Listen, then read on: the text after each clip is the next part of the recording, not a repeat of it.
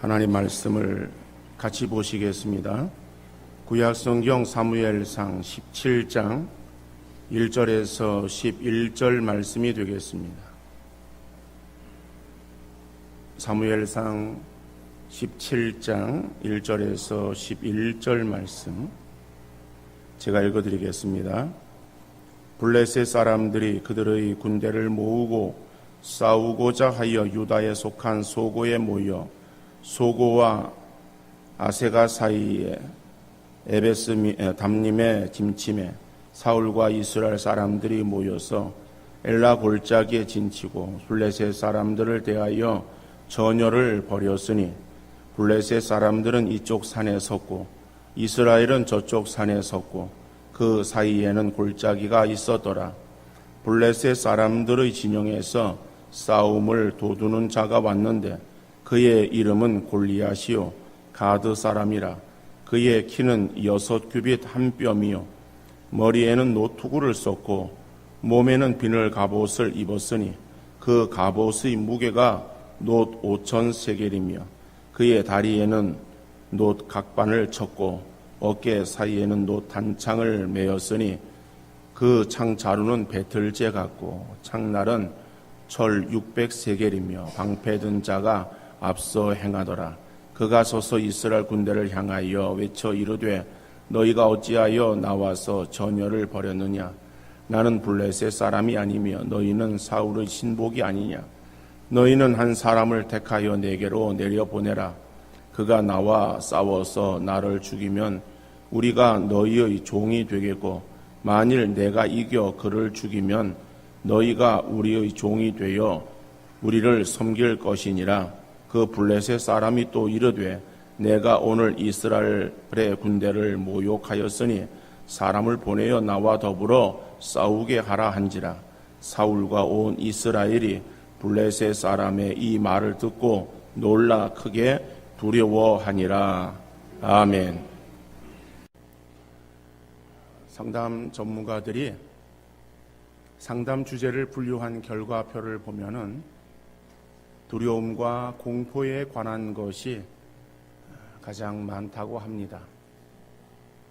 내과 의사들도 심장이 두근거리고 식은땀이 나며 가슴이 답답하고 머리가 아프고 소화가 안 된다는 고통을 호소하면서 병원에 찾아온 환자들을 검사해 보면은 적게는 50% 아니면은 70%에 이르는 사람들이 아무런 이상 소견을 발견할 수 없다는 거예요.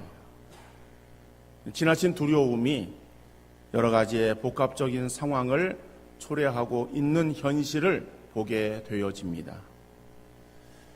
우리에게 매일같이 주어지는 하루하루의 삶이 어제와 똑같은 것처럼 보이지만 오늘의 시간은 어저께와는 분명히 다른 그리고 아직 걸어보지 않은 새로움의 시간입니다.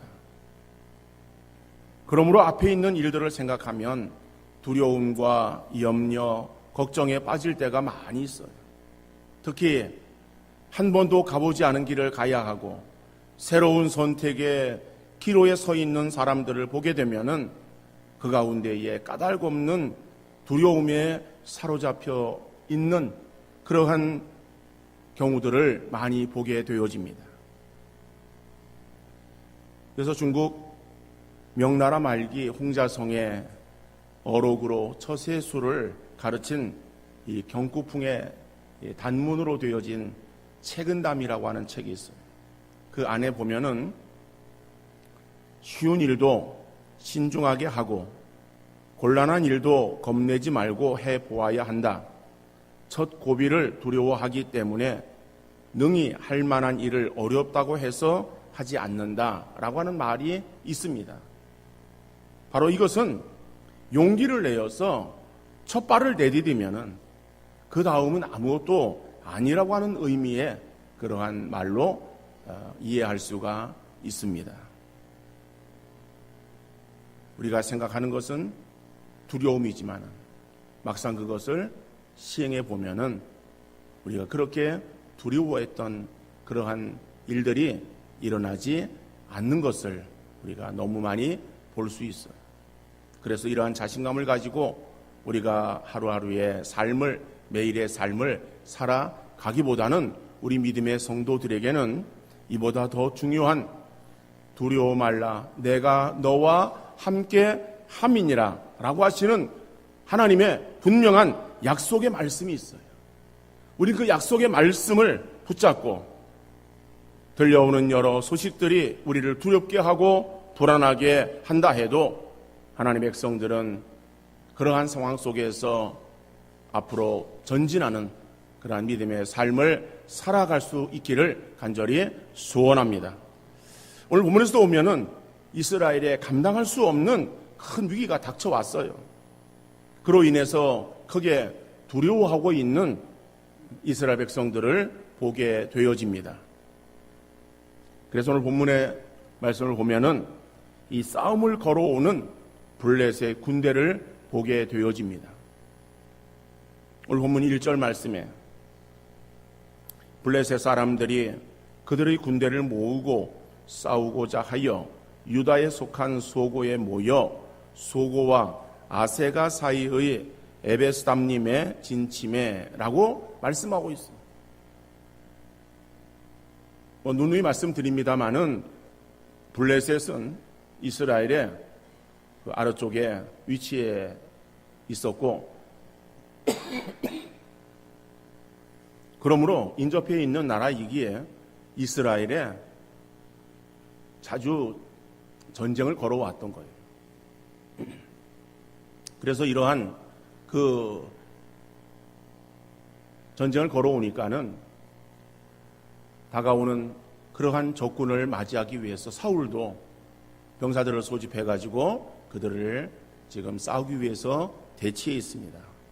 그래서 2절의 말씀 보면은 사울과 이스라엘 사람들이 모여서 엘라 골짜기에 진치고 블레셋 사람들을 대하여 전열을 벌였으니, 자 보니까는 양쪽 산에 각 나라에 그러한 진지를 구축을 하고 골짜기를 가운데 두고서 이제 서로 대치되어져 있는 그러한 상황임을 우리가 알 수 있습니다. 그런데 이스라엘 백성들에게 있어서 블레셋이 쳐들어왔다라고 하는 그 소식을 들었을 때에 아마 그렇게 처음에는 두려워하지 않았을 것입니다. 왜 그런가 하면은 전쟁은 물론 게임이 아니에요. 이기고 지는 것이지만은 이길 수도 있고 질 수도 있는 것이 아니라 전쟁은 꼭 이겨야 되는 거예요. 지면은 그냥 항복하는 것으로 끝나는 것이 아니라 거기에는 사망이 따르게 되어집니다.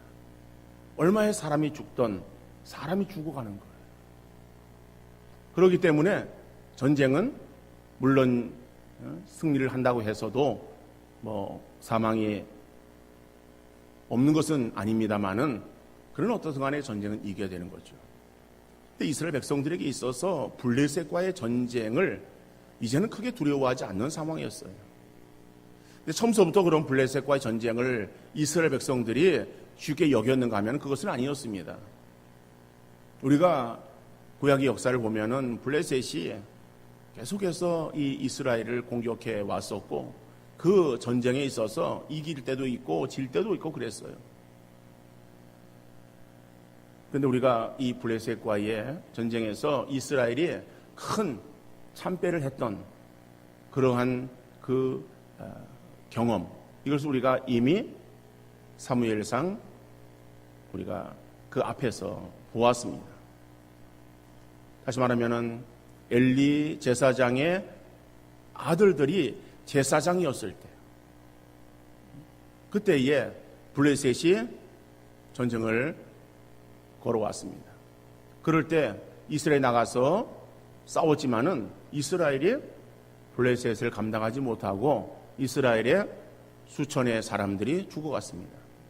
전쟁에 졌어요. 그러니까 전쟁에서 이기기 위해서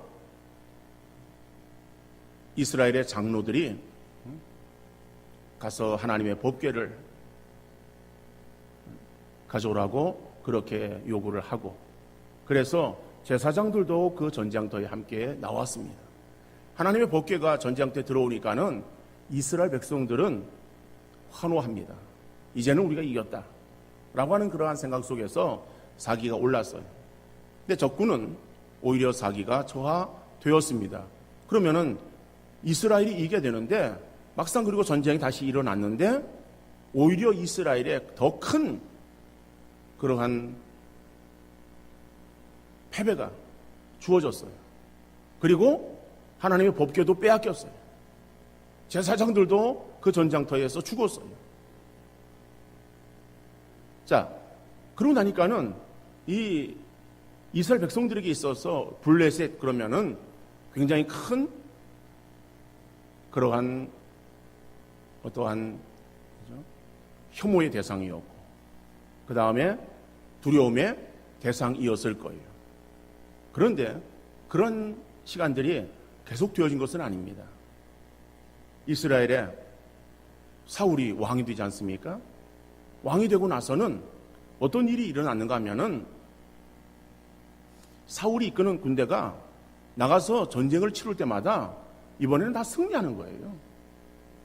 그 사무엘상 14장 47절에 보면은 사울이 이스라엘 왕 위에 오른 후에 사방에 있는 모든 대적 곧 모압과 암몬 자손과 에돔과 소바의 왕들과 블레셋 사람들을 쳤는데 향하는 곳마다 이겼고 그랬어요.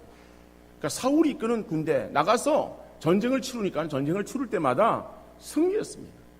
그 승리한 나라 가운데 블레셋도 거기에 들어있는 거야. 그러니까 블레셋과의 싸움에 있었어도 사울이 나가 싸우는 이스라엘 군대가 승리를 한 거야. 자, 그러는 상황 속에서 오늘 지금 이 다시 싸움을 걸어오는 블레셋을 보게 되어집니다. 그리고 그것을 향해서 다시 군사를 소집해서 나가서 사울이 막고 있습니다. 그렇기 때문에 사울과 이스라엘 군대 마음속에는 뭐 블레셋 정도야 우리가 또 싸우면 이기겠지라고 하는 그런 마음이 있었을 거예요.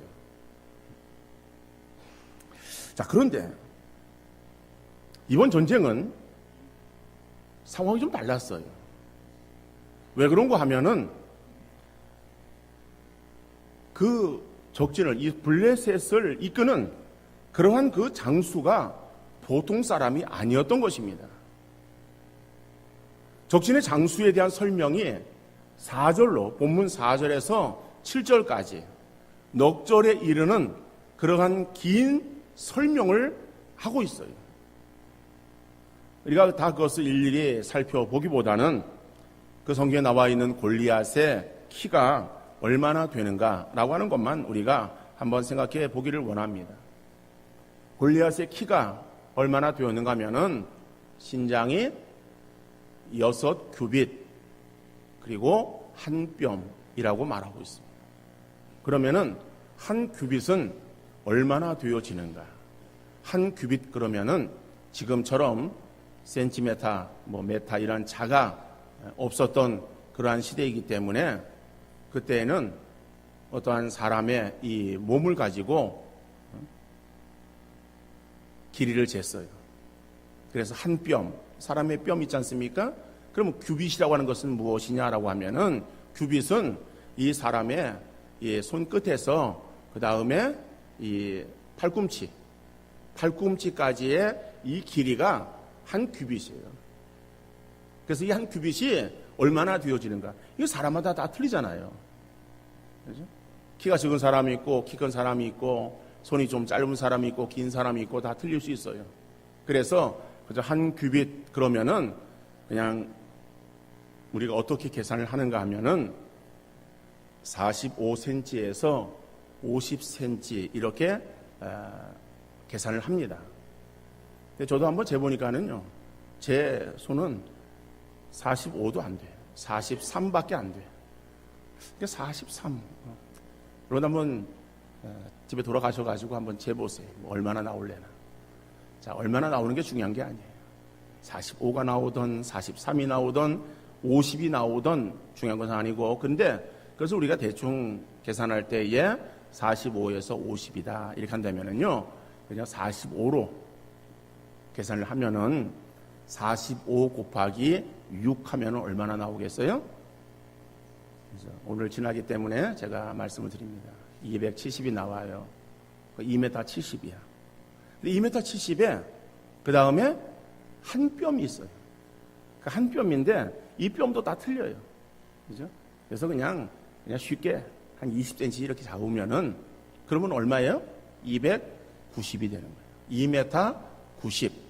뭐 2m 90도 그냥 많이 써서 2m 90이 아니라 그저 그냥 대충 2m 90, 한 3m 이렇게 되어지는 사람이다라고 하는 거예요. 그러면은 그 사람이 이 몸에 입고 있었던 그 갑옷의 무게, 그 다음에 또 다리에 차고 있는 그 각반에, 그 다음에 또 뭐 이런 그 몸에 들고 있는 여러 가지의 그러한 것들, 또 들고 있는 창, 뭐 이런 것들 이렇게 우리가 생각해 보면은 다 그것을 뭐 따져가지고 그것이 뭐 무게가 얼마나 되어지는가, 그것이 우리에게 이렇게 중요한 건 아니에요.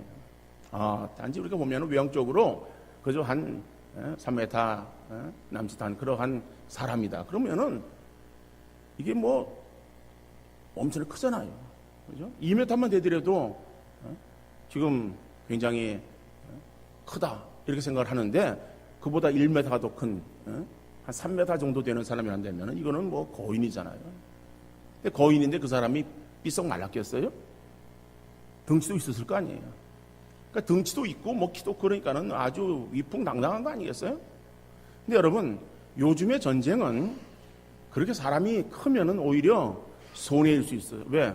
면적이 넓으면은 총 맞을 그러한 이 표적이 넓어지는 거예요. 그러면은 오히려 몸이 적은 사람이 더 유리할 수도 있을지 모르겠어요.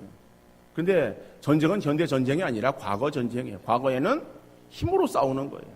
칼을 들고서 싸우는데 그 힘센 사람이 아무래도 이 칼싸움 잘하지 않겠어요? 창을 들고 하는데 창으로 밀어붙이면은 그 힘에 당해내겠어요?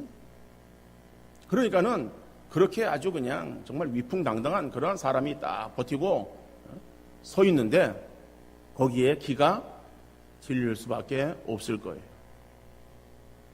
그런데 그 골리앗이 한다는 얘기가 너희 중에 대표 한 사람 뽑아서 그래서 그 대표와 나와 서로 맞짱을 뜨자는 거야.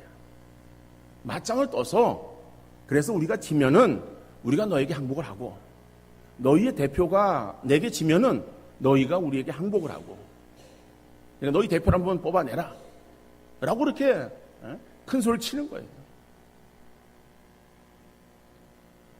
여러분 이러한 그 상황을 맞이한 지금 사울과 이스라엘 백성들 지금 그 앞에서 뭐 감히 나가서 싸울 엄두가 나겠어요? 여러 사람이 골리앗을 지금 합동작전으로 포획해서 그를 죽인다고 한다면은 뭐 골리앗도 당연히 쏘겠지만은 뭐 그렇게 큰 소리 치고 그리고 1대1로 한번 싸워보자라고 이렇게 지금 교만하게 말을 하고 있는 이 골리앗을 바라보면서 사울과 이스라엘 군대는 지금 다 두려워 떨고 있는 거예요. 싸움에 나갈 엄두조차 내고 있지 못하는 그러한 모습을 보게 되어집니다. 마치 골리앗 앞에 두려워 떨고 있는 사울과 이스라엘 그 군대의 모습, 바로 이것이 오늘 우리의 모습이 아닌가 한번 생각해 볼 수 있기를 바랍니다. 여러분, 우리는 이 세상 어떤 문제 앞에 우리가 고개를 들지 못하고 어떻게 해야 되나 라고 낙심과 절망 가운데 우리가 빠져들 때가 얼마나 많이 있습니까? 어떤 좋아하는 문제가 우리에게 주어지면은 그 문제는 내게 엄청나게 크게 여겨지는 거예요. 그래서 그러한 문제를 내가 해결할 수 없을 것처럼 그러한 생각이 들어요. 그러다 보면은 이렇게 힘든 것을 어떻게 하나 그래가지고 낙심하고 절망하고 깊은 시리에 빠지게 되어지는 것이 인간의 모습이에요.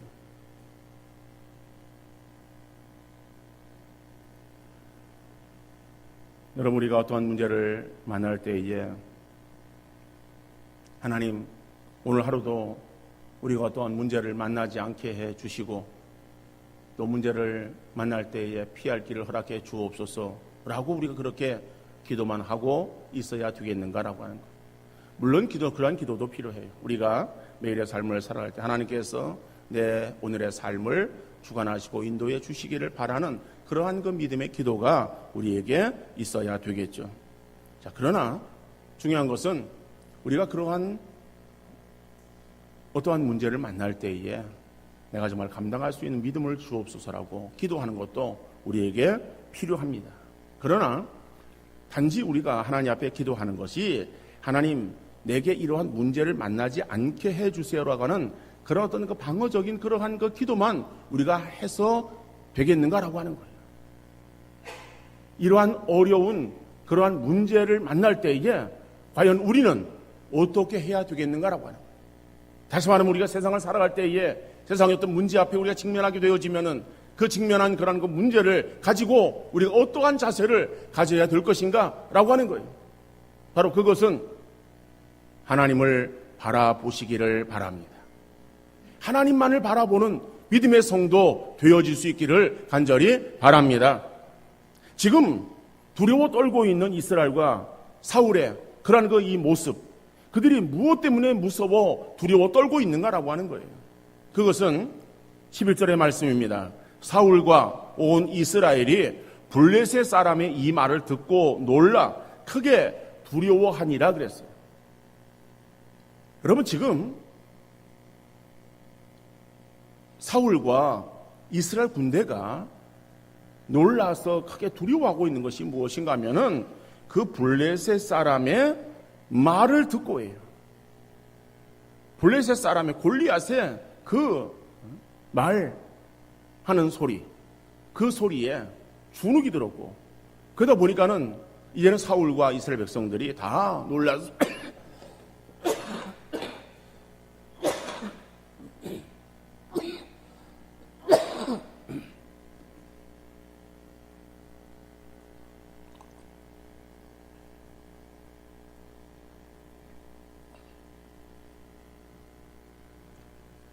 다 놀라 거기에 지금 두려워하고 있다는 거예요.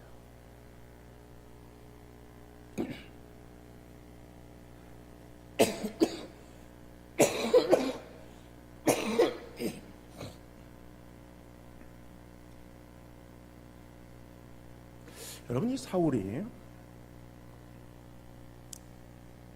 블레셋을 맞아서 싸울 때에 아까 우리가 사무엘상 14장 47절을 보았습니다. 그 본 말씀 가운데서 보면은 사울이 주변의 그러한 나라들, 이러한 나라들과 싸웠고, 그리고 싸울 때 항상 승리했다라고 성경이 말씀했잖아요. 그 블레셋과의 싸움에 있어서도 승리를 했어요. 자, 그때는 어느 때인가? 그때는요, 사울이 하나님의 영에 크게 감동되었을 때예요. 우리가 지난 시간에 보았습니다마는 사울이 기름 부음 받았을 때, 그때 사울에게 하나님의 영이 크게 임하는 거예요. 크게 감동되었어요. 그리고 이제 그것을 가지고 왕직을 감당을 했던 거예요. 그리고 나가서 왕으로서 군사를 소집해서 군대를 만들어서 적들과 싸우기도 했었고, 하나님께서 사울을 통해서 이스라엘에 은혜를 베풀어 주셨어요. 그래서 사울이 가는 곳곳마다 승리하게 되었던 거예요. 그런데 사울이 하나님을 버렸어요. 하나님의 말씀을 버렸고, 하나님 말씀을 버림으로 인해서 하나님께서도 사울을 버리셨어요. 그래서 나타난 결과가 무엇인가 하면은 사울에게 하나님의 영이 떠나고 악한 영이 사울에게 임했고, 그래서 사울이 어떻게 했어요? 번뇌했다라고 말하고 있어요. 몹시 괴로워하는 거예요. 그러니까는 악한 영이 강하게 막 그냥 역사하면은, 그러면은 사울이 거기에 굉장한 고통을 느끼며, 그죠? 어려움 가운데 있었음을 우리가 보았습니다. 자, 다시 말하면은 지금 사울은 믿음이 없는 그러한 가운데 있는 상태예요. 자, 그렇기 때문에 사울이 두려워했었다? 그러면은 믿음이 있는 사람들에게 있어서는 어려움의 소식이 들릴 때에 전혀 두려워하지 않는가?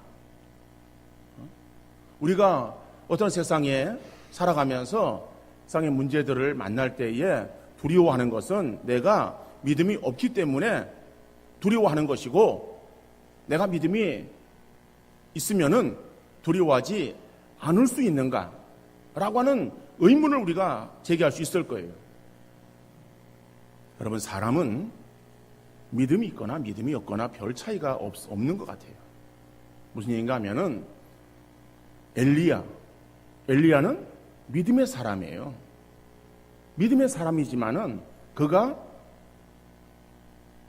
갈멜산에서 이방 선지자 850명과 엘리야 혼자 어떠한 신이 참된 신인가 영적 전쟁을 치렀잖아요. 거기에서 참된 신이면은 하늘에서 불이 내려서 이 제단에 그리고 제물을 다 태우는 그러한 응답을 할 것이다. 이방의 선자들이 자기들의 몸을 상하면서까지 빌었지만은 아무런 일이 일어나지 않았잖아요. 그런데 엘리야가 하나님 앞에 기도하니까는 하늘에서 불이 내렸어요. 그래서 제단을 사릅니다.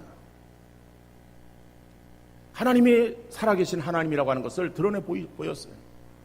그래서 그들을 다 기송강으로 데려가서 다 쳐 죽입니다. 그리고 3년 6개월 동안 비가 오지 않았지만은 엘리야가 하나님 앞에 기도합니다. 그러니까 3년 6개월 동안 이 가뭄 있었던 그 나라에 엘리야의 기도로 인해서 하늘에서 폭우가 쏟아져요. 폭우. 조그만한 가랑비가 오는 것이 아니라 폭우가 쏟아졌어요. 이거는 여러분, 엘리야는요, 기도함으로 인해서 하늘에서 불이 내려오고 하늘에서 물이 내려오고 엄청난 그러한 사람이었어요. 그런데 그러한 승리 이후에 엘리야에게 있어서 들려지는 한마디의 소식이 있지 않습니까? 그 소리가 무엇인가 하면은 이세벨에 내가 이맘때가 되면은 너를 죽이겠다라고 하는 그 한마디의 소리에 그만 이 엘리야가 낙심되어집니다. 물론 뭐 그런 것을 좀 더 깊이 보면은 엘리야가 어떤 승리 이후에 어떤 허탈감에 빠져 있었고 뭐 그럴 때 이제 주어진 어떠한 상황이다 이렇게 뭐 말하기도 합니다만, 어떻든 간에 믿음이 있었던 엘리야예요. 그렇지만 그 엘리야에게 주어지는 그 내가 너를 죽이겠다라고 하는 이세벨의 이 한마디의 소리, 그 소리에 엘리야가 어떻게 합니까? 도망가는 거예요. 잠시 몸을 피하는 것이 아니라 광야길을 하루 걷는 거예요. 걷다가 그리고 낙심되어 가지고 이제는 더 내가 살 가치가 없다라고 생각하고 로뎀 나무 아래서 죽기를 구하는 엘리야의 모습을 보게 되어집니다. 여러분, 믿음이 없는 그러한 사울이라고 우리가 생각해 볼 때에 그 믿음이 있었던 엘리야도 여기 그랬다라고 하는 거예요. 그러니까 여러분, 우리가 믿음이 있거나 없거나 이 세상을 살아갈 때에 우리 앞에 들려지는 그러한 그 여러 가지의 상황이나 소리라고 하는 것은 우리를 넘어뜨리기에 합당한 거예요. 다시 말하면 사단은 우리를 넘어뜨리기 위해서 많은 관계를 꾸미고 있다라고 하는 거예요. 여러 가지 어려운 그러한 그 소식들을 우리에게 들리게 합니다. 어려운 문제가 우리 앞에 나타나게 합니다. 그런 걸로 인해서 우리가 거기에서 넘어지도록 그렇게 관계를 꾸미고 있는 것이 사단의 역사라고 하는 것입니다.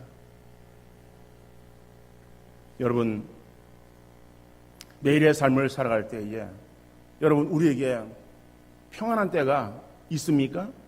평안한 때가 있는가 하면은 문제가 있는 그러한 그 시간들이 더 많아요. 여러 가지의 그러한 그 문제, 어려움, 환난, 뭐 핍박, 여러 가지 그런 그 또 예측할 수 없는 그러한 그 일들이 우리 앞에 산재되어 있어요. 그런데 여러분, 예수 믿는 사람들에게, 예수 믿는 우리들에게 하나님께서 주시는 복이 있다고 그랬어요. 그 복이 무엇인가 하면 평안의 복이야. 그렇다면은 오늘 우리가 살아가는 세상이 그렇게 평안한 세상인가라고 하는 거예요. 예수 믿는 사람들에게 주어지는 그 복은 평안인데, 근데 우리가 예수를 믿는데, 예수를 믿는 내가 살아가는 내 삶의 그러한 그 상황은 평탄하고 아무런 문제 없는 그러한 세상을 내가 지금 살아가고 있는가라고 하는 거예요. 여러 가지 많은 문제 가운데 있잖아요. 우리 어떤 육신의 질병도 문제가 되어지고, 우리 가정의 문제가 되어지고, 가족의 어떤 문제도 있을 수 있고, 내 삶에 어떤 여러 가지 많은 그런 문제가 있을 수 있고, 들려지는 그러한 어떤 나라의 소식들도 그렇고, 세계의 소식들도 그렇고, 뭐 바람잘 날 없는 것이 오늘 우리가 살아가는 세상의 모습이야. 그런데 그러면은 하나님께서 우리에게 주시는 평안이라고 하는 것이 무엇인가라고 하는 거예요. 우리는 눈을 뜨면은 아무런 문제 없는 그런 세상을 살아가기를 원하며 그것을 위해서 기도하기도 합니다.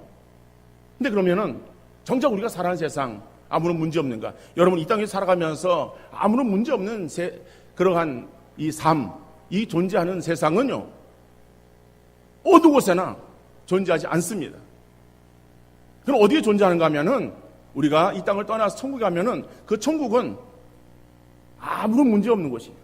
거기에는 평탄한 그러한 평온한 시간만 존재하는 바로 그 곳이 천국이에요. 그러니까 천국을 우리가 들어가기 전에는요, 이 땅 위에 발 디디고 살아가는 우리 인생들에게 있어서는 늘 여러 가지 환난과 풍파 가운데 거할 수밖에 없다라고 하는 거예요.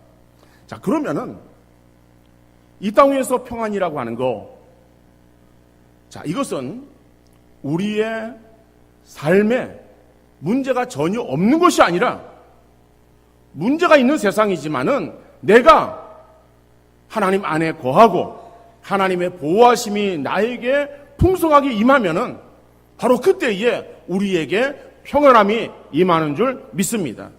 그러므로 세상을 살아가면서 세상의 문제나 들리는 소리에 귀를 기울이기보다는 우리가 하나님만을 바라보는 믿음의 성도 되어질 수 있기를 간절히 바랍니다. 여러분, 다윗은 어떠한 삶을 살았습니까? 다윗은 하나님의 사람이에요.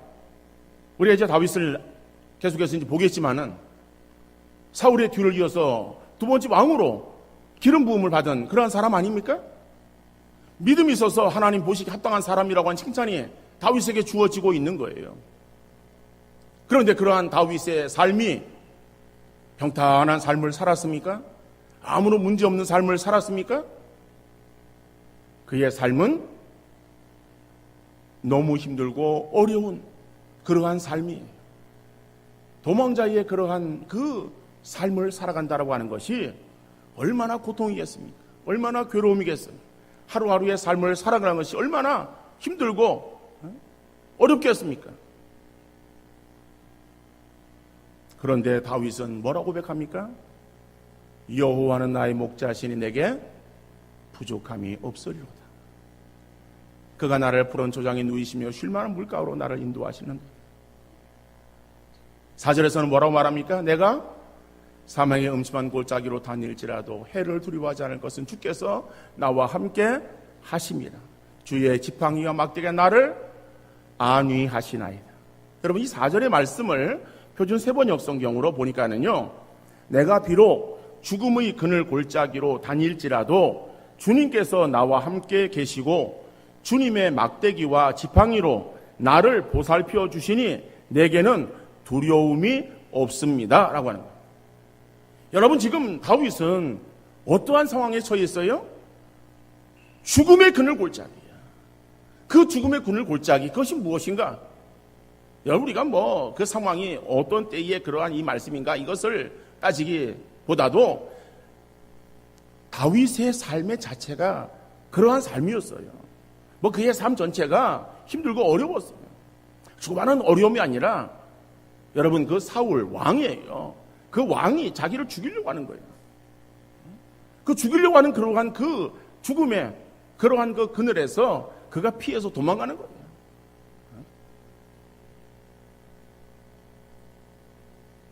여러분, 그러한 그 다윗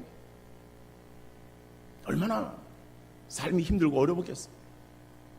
그럼에도 불구하고 여러분, 주님께서 나와 함께 계시고 주님이 나와 함께 계심을 이 다윗은 늘 확신했어요. 그리고 주의 막대기와 지팡이가 나를 보살펴 주시니, 하나님이 나와 함께 계시고 하나님이 나를 보살펴 주시는 거예요. 그럴 때에 내가 뭐예요? 두려움이 없는 거예요. 두려움이 없다는 말은 무슨 말이에요? 평안하다는 말이에요. 여러분, 우리가 살고 있는 세상은 많은 문제가 있고 어려움이 산재되어 있어요. 사단은 우리 믿음의 성도들을 넘어뜨리고 무력화하려고 갖가지 방법으로 관계를 꾸미고 있어요. 여러 가지 어려움의 말들로 우리 마음을 연약하게 만들고 그러한 소리에 넘어지게 만들려고 하고 있어요. 어려움의 소식뿐만 아니라 많은 문제들로 우리를 넘어뜨리게 하려고 괴계를 꾸미고 있어요. 여러분, 이런 세상에서 우리가 주목해야 될 분은 앞서가신 예수 그리스도이십니다. 주님은 이 땅에 오셨어. 인간의 모습으로 오셨어. 우리가 당하는 모든 그러한 고난들을 다 당하셨어요. 그런데 그런 고난 가운데서 주님은 승리하셨어요. 죽음의 사망, 고통을 깨뜨리시고 부활하셨어요. 우리가 당하는 모든 그러한 질고를 당하셨고 여러 가지의 그런 어려움들을 다 고초를 겪으셨어요. 그 주님께서 우리를 다 아세요. 우리를 아시는 주님께서 뭐로 말씀하시는가 하면은 요한복음 16장 33절에 이것을 너희에게 이르는 것은 너희로 내 안에서 평안을 누리게 하려 함이라. 세상에서는 너희가 환난을 당하나 담대하라. 내가 세상을 이기었노라. 세상을 이기신 예수 그리스도, 바로 그 주님께서 너희에게 평안을 누리게 하려 함이라 라고 말씀하시고 있어요. 그러니까 우리가 평안이라고 하는 거, 여러분, 이 땅에서 자연스럽게 주어지는 것으로 생각하지 마시길 바랍니다. 평안은 우리가 아무런 문제가 없는 것이 평안이 아니다라고 하는 거예요. 그래서 이 땅에서 존재하지 않는 거예요. 근데 평안은 만들어가는 거예요. 어떻게 만들어갑니까? 우리가 살아가는 세상, 여러 가지 많은 문제가 있어요. 그런 그 문제 가운데서 나 혼자 내가 내 힘으로 버티고 살아간다라고 생각하면은 우리 넘어져요.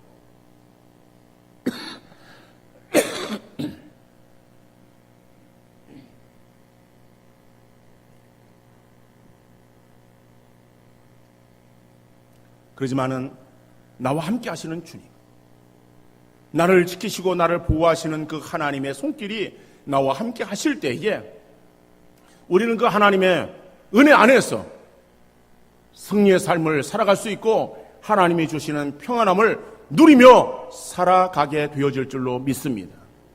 그래서 여러분, 우리 그리스도인의 평안은 우리가 세상에서 저절로 주어지기를 바라는 그러한 그 막연한 평안을 기대하지 마시고, 우리가 살아가는 세상은 여러 가지 많은 어려움들이 있어요. 골리앗이 군대를 이끌고 이스라엘을 쳐들어왔어. 그래서 이스라엘에게 있어서의 공포의 도가니로 그들을 몰아 넣었을 때 사울과 이스라엘 군대가 놀라서 크게 두려워하고 있는 그러한 그 상황, 오늘 우리가 살아가고 있는 세상이 그러한 상황일지라도 그 상황 속에서 나와 함께 하시는 하나님, 나를 도우시는 하나님, 우리 그 하나님의 능력으로 인해서 이 세상의 모든 것들을 다 이기고 승리하는 삶을 살게 되어질 줄로 믿습니다. 그러니까 우리가 그 하나님을 더욱더 바라보는 믿음이 우리에게 필요하다. 우리가 그 믿음이 있는 거예요. 그 믿음이 있으면은 그 믿음으로 승리하는 삶을 살게 되어질 줄로 믿습니다. 그 믿음이 없으면은 넘어지는 거예요. 쓰러지는 거예요. 아무리 우리가 과거에 믿음이 있었다 할지라도요, 그죠? 엘리야처럼 순간에 우리가 넘어질 수 있어요. 날마다 우리의 믿음에 더욱더 충만함을 구하며, 그리고 늘 하나님을 바라보는 그러한 그 우리의 믿음의 모습에서 우리가 떨어지지 않도록 날마다 우리의 믿음을 지켜나가는 성도 되어질 수 있기를 간절히 바랍니다. 내게 아무런 문제가 없어서 평안한 것이 아니라 문제가 많고 고난과 환난이 있어도 나를 지키시고 인도하시는 주님이 나와 함께 계시면 주 안에서 평안을 누리게 되어질 줄 믿고, 이 믿음으로 승리하시는 우리 모든 복된 성도 되어질 수 있기를 주님 이름으로 축원합니다.